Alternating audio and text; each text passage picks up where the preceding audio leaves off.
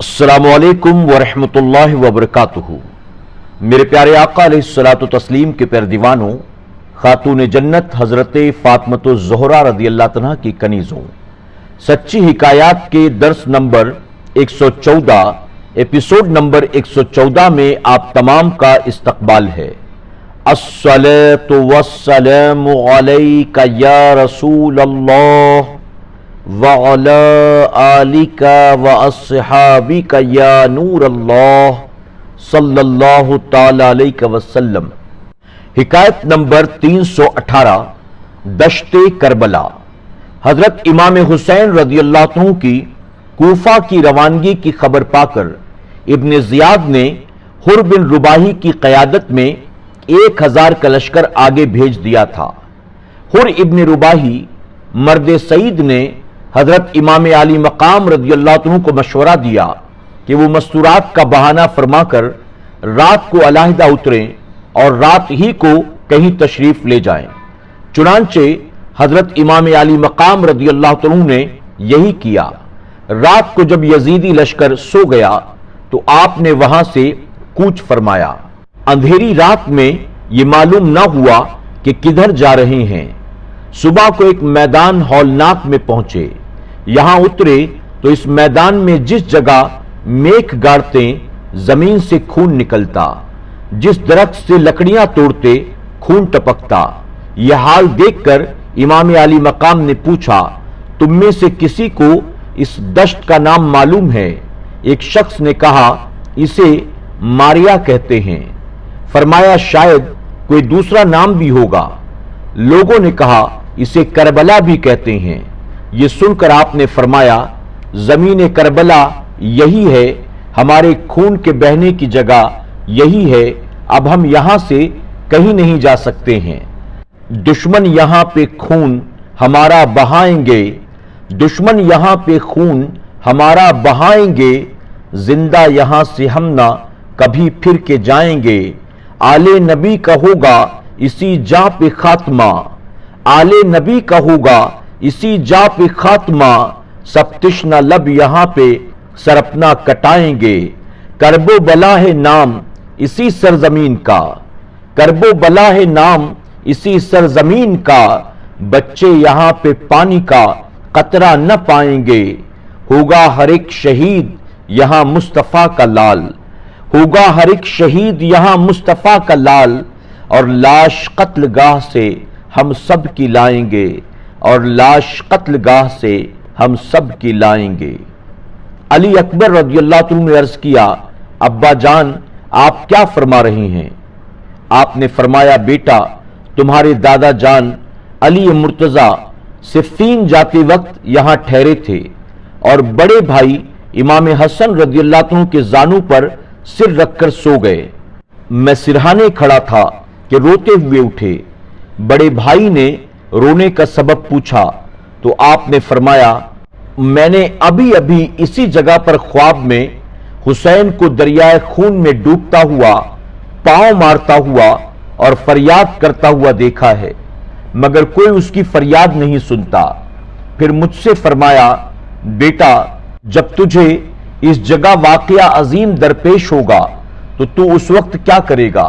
मैंने अर्ज किया, मैं सब्र करूंगा। इस पर फरमाया, बेटा ऐसा ही करना कि सब्र करने वालों का सवाब बेशुमार है। ये फरमाकर आपने असबाब उतरवाया और नहर फरात के पास खेमा नसब फरमाया। उस दिन मुहर्रमुल हराम की 2 तारीख थी और हिजरी का 61वां साल था।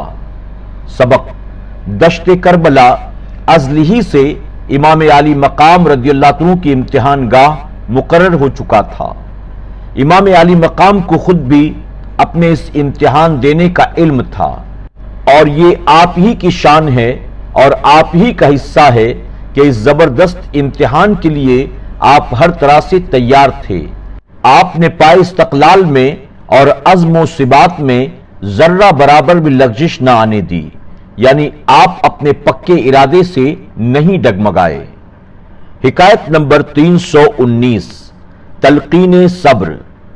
हजरत इमाम आली मकाम इमाम हुसैन रज़ियल्लाहु अन्हु जब दश्ते करबला में उतरे تو آپ نے اہل بیت میں یہ واز فرمایا، میری مصیبت و جدائی پر صبر کرنا، جب میں مارا جاؤں تو ہرگز منہ نہ پیٹنا اور بال نہ نوچنا اور گریبان چاک نہ کرنا۔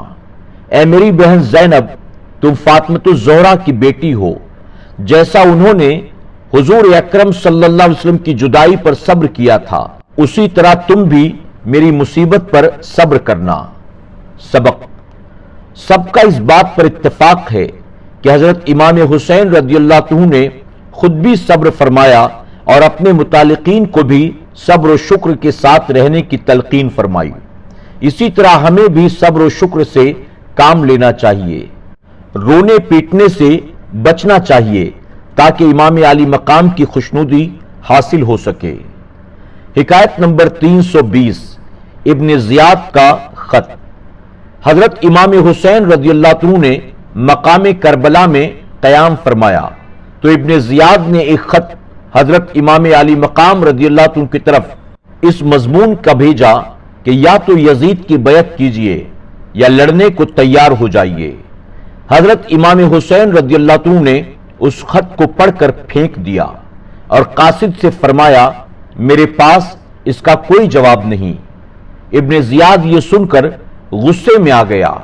ابن سعد کو بلا کر کہا، تم ایک مدت سے ملک رے کے حاکم بننے کی تمنا رکھتے ہو، لو آج موقع ہے، تم حسین کے مقابلے کے لیے جاؤ اور حسین کو مجبور کرو کہ وہ یزید کی بیعت کریں، ورنہ ان کا سر کاٹ کے لے آؤ۔ دنیا کا کتا ابن سعد ملک رے کی حکومت کی لالچ میں آ کر حضرت امام علی مقام کے مقابلے کے لیے تیار ہو گیا۔ کربلا میں پہنچ کر اس نے امام حسین رضی اللہ عنہ سے دریافت کیا، آپ یہاں کس واسطے سے آئے ہیں؟ آپ نے فرمایا، کوفیوں نے خطوط لکھ کر مجھے بلایا، میں خود یہاں نہیں آیا ہوں، مگر اب جب کہ تم سب کی بے وفائی مجھے معلوم ہو گئی ہے تو مجھے اب بھی تم لوگ واپس جانے دو اور مجھ سے مقابلے میں نہ آؤ۔ ابن سعد نے حضرت امام حسین رضی اللہ عنہ کی گفتگو کی اطلاع ابن زیاد کو دی تو ابن زیاد نے غصے میں حکم بھیجا، تمہیں حسین سے لڑنے کو بھیجا ہے، صلح کرنے کو نہیں، ہم سوائے بیعت کے حسین سے کچھ بھی قبول نہیں کریں گے۔ پھر ابن زیاد نے شمر شیت وغیرہ ظالموں کو سردار بنا کر ہزاروں کی تعداد میں اور فوجیں بھی بھیج دی اور حکم دے دیا حسین کا پانی بھی بند کر دیا جائے، اسے ہر طرح سے تنگ کیا جائے۔ سبق: حضرت امام حسین رضی اللہ عنہ دین کے لیے میدان میں تشریف لائے تھے اور ابن سعد وغیرہ یزیدی لوگ دنیاوی حکومت کی لالچ میں حضرت امام علی مقام کے مقابلے میں آئے تھے۔ یہ بھی معلوم ہوا کہ حضرت امام حسین رضی اللہ عنہ آخر تک ان لوگوں پر اتمام حجت فرماتے رہے کہ تم اگر اب بھی مقابلے میں نہ آؤ تو میں واپس چلا جاؤں، مگر وہ لوگ خود ہی اس فتنے کے پیدا کرنے والے تھے۔ میرے پیارے آقا علیہ الصلوۃ والتسلیم کے پیارے دیوانوں، خاتون جنت حضرت فاطمۃ الزہرا رضی اللہ عنہ کی کنیزوں، ہم پچھلے کچھ درس سے ترتیب وار کربلا کے واقعات کو سماعت کر رہے ہیں۔ ہم نے سنا کس طرح سے یزید حضرت امیر معاویہ رضی اللہ عنہ کے پردہ فرمانے کے بعد جبرن خلیفہ بن کر بیٹھ گیا۔ اس نے امام علی مقام سے بیعت کا مطالبہ کیا۔ امام علی مقام رضی اللہ عنہ نے یزید کے فسق و فجور کو دیکھتے ہوئے بیعت کا انکار فرمایا۔ آپ مکہ معظمہ سے ہجرت کر کے کوفہ کی طرف روانہ ہوئے اور وجہ یہ تھی کہ کوفہ والوں نے آپ کو خطوط لکھے تھے۔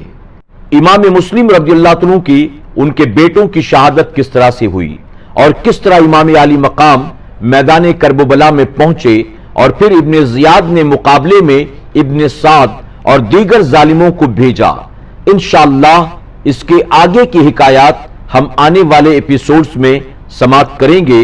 آپ تمام سے گزارش ہے کہ آپ ان حکایات کو اپنے دوست احباب اور رشتہ داروں تک ضرور پہنچانے کی کوشش کریں تاکہ انہیں بھی یہ بات اچھی طرح سے سمجھ میں آ جائے کہ میدان کربلا میں جو کچھ ہوا اس کے پیچھے کس کا ہاتھ تھا، کون دین کے لیے آیا تھا اور کون دنیا کے لیے آیا تھا۔